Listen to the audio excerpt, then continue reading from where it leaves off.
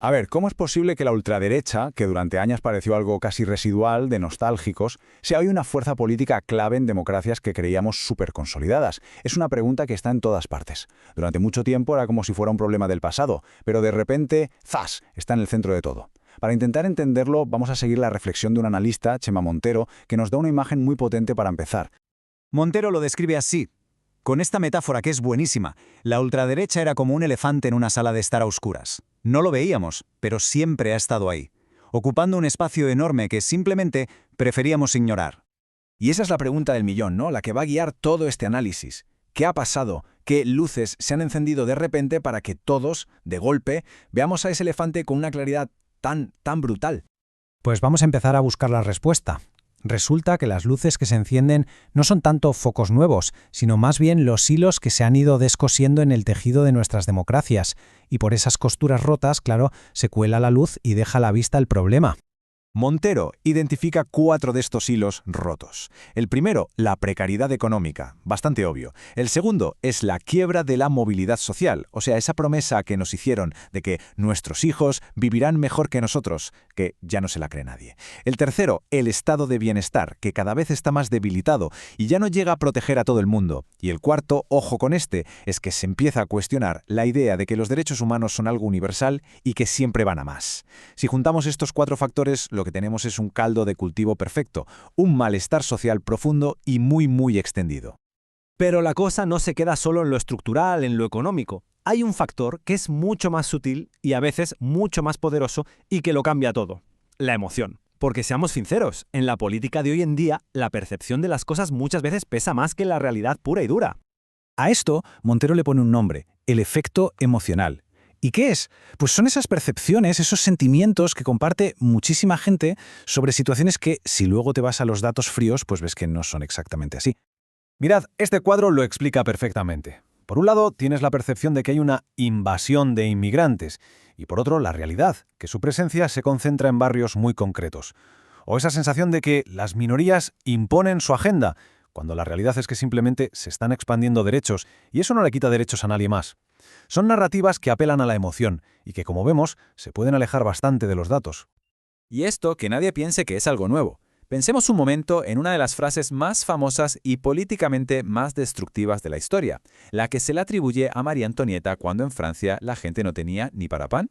Una frase que lo tenía todo para triunfar. Resumía perfectamente la desconexión y el desprecio de las élites.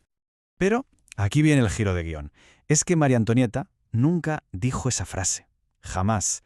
Fue una invención, una fake news en toda regla, creada por los panfletos revolucionarios de la época. Una percepción totalmente falsa, sí, pero con un poder emocional tan real que en parte la llevó a la guillotina.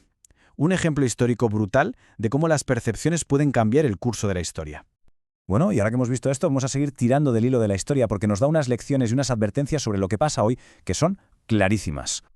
Fijaos en esta cronología de Alemania del Este, porque es un caso de estudio fascinante. Durante 40 años, bajo el comunismo, el Estado era oficialmente antirracista y antisenófobo.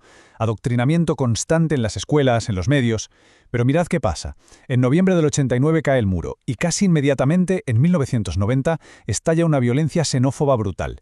Y hoy, esa misma zona es el gran bastión de la ultraderecha alemana. ¿Y cuál es la lección aquí?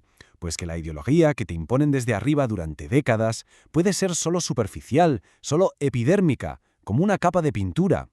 Los sentimientos y los valores de verdad, los que se transmiten en la familia, en privado, pueden seguir ahí debajo, intactos, esperando a salir. Y aquí va otra lección de la historia, un patrón que se repite una y otra vez. Paso 1. Los partidos conservadores de toda la vida pactan con la ultraderecha pensando que pueden controlarla. Paso 2. La ultraderecha empieza a imponer su lenguaje, sus temas, su agenda, y el resultado final es que la ultraderecha termina por devorar a su socio. No es una teoría, ¿eh? Pasó en la Italia de Mussolini y en la Alemania de Hitler. Vale, con todo esto que hemos visto, ¿dónde se está jugando la partida hoy? ¿Cuáles son los frentes clave en la política actual donde se libra esta batalla? Pues según Montero, la ultraderecha ha usado 2 arietes para reventar las puertas del sistema. Por un lado, la inmigración y por otro, la corrupción. Para entender el poder que tiene la bandera de la anticorrupción, el caso de Italia es de manual. Mirad este gráfico. Durante décadas, la política italiana era cosa de tres partidos gigantes: la democracia cristiana, los comunistas y los socialistas. Juntos, como se ve, sumaban casi el 90% del voto. Parecían indestructibles.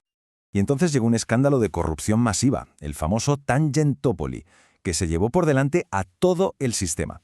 El resultado, un colapso total. Esos partidos históricos literalmente se desintegraron, dejaron de existir. Y claro, crearon un vacío político gigantesco que otras fuerzas se lanzaron a ocupar. Todo esto nos lleva a la conclusión final de Montero. Y es que la estrategia de evitar los temas que pican, de esconder los datos que no nos gustan, simplemente no funciona. Meter el polvo debajo de la alfombra solo consigue que el problema se haga más y más grande en la oscuridad. Así que nos quedamos con esta pregunta final, que es también una advertencia. Para poder defender la democracia y encontrar soluciones de verdad, ¿estamos dispuestos a afrontar datos y realidades que nos incomodan, incluso si van en contra de lo que pensamos? Porque la respuesta a esa pregunta podría ser la que defina nuestro futuro.